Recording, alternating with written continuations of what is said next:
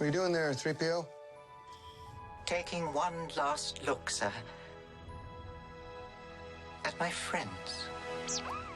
Star Wars: The Rise of Skywalker opens up in theaters tonight, and it's expected, of course, to smash box office records. But if you plan on going to see it, Disney has issued a warning that some of the scenes in the film could trigger seizures for some people. Dr. Daniel Mattson is a neurologist specializing in epilepsy, and he is here to talk about this condition. Good morning to you. First of all, for those who don't know, what is epilepsy? So epilepsy refers to a condition where people have uncontrolled electrical buildup in the brain.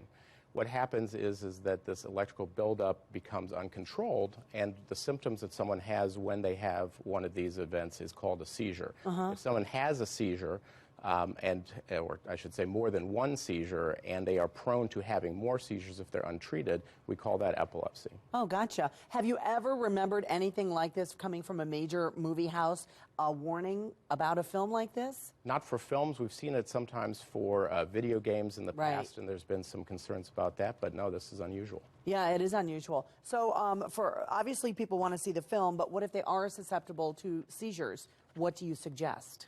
So fortunately, the type of response that they're describing is very rare.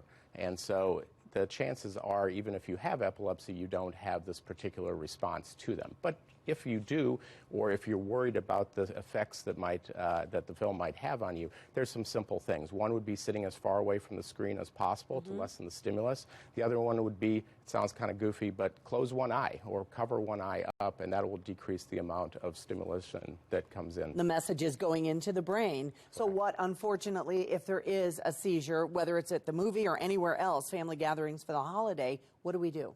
So seizure first aid is very simple. It's just about protecting the person from hurting themselves. Fortunately, most seizures will stop on their own, and you really don't have to do much additional treatment. But the main thing is to make sure that they're breathing, roll them on their side to keep their airway open, remove anything that they could hurt themselves on, and wait for the seizure to stop. What if some parents out there are going, hey, that happens to my child. I didn't know what it was. What do parents do? The best place to start with is your family practice doctor or pediatrician. If you have concerns, they will probably refer you to a neurologist for evaluation, and of course a seizure specialist if it seems appropriate. All right, some very insightful information. We appreciate it today. And if you want to learn more about this particular issue, especially with the film or epilepsy in general, we've got a couple of links for you to check out on our website as well as in our Fox 2 mobile app. Thank you, Doctor. We appreciate it. Thank you. John, back to you.